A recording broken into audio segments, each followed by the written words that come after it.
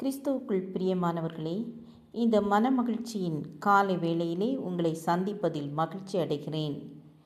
இன்று நாம் தியானிக்கப் போகிற வசனம் 1 பேதுரு 5ஆம் அதிகாரம் 5ஆம் வசனம். தாழ்மை உள்ளவர்களுக்கோ தேவன் கிருபை அளிக்கிறார்.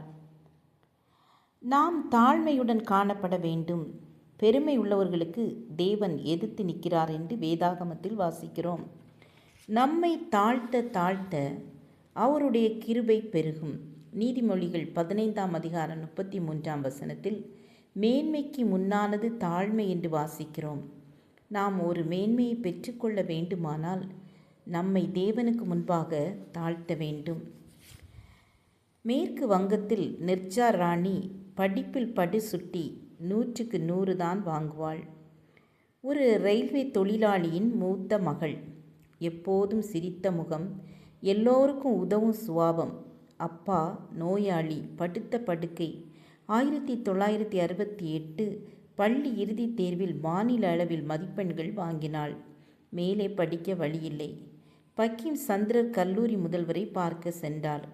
கல்லூரியில் குப்பை கூட்டி படித்தாள். பிஎஸ்சி தேர்வில் முதல் தரமாக வந்தாள்.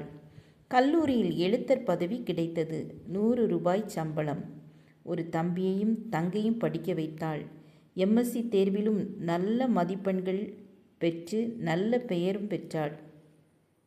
1986 அரசு கல்லூரியில் விரிவுரையாளர் ஆனாள்.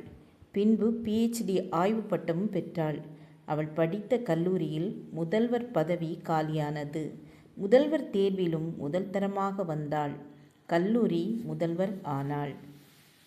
ஜெபம் செய்வோம். கிருபையும் இரக்கம் நிறைந்த கர்த்தாவே, எங்களை தாழ்த்துகிறோம். உங்கள் கிருபை எங்கள் ஒவ்வொருவரையும் சூழ்ந்து கொள்ளட்டும். இயேசுவின் நாமத்தில் பிதாவே, ஆமேன் ஆமேன். God bless you.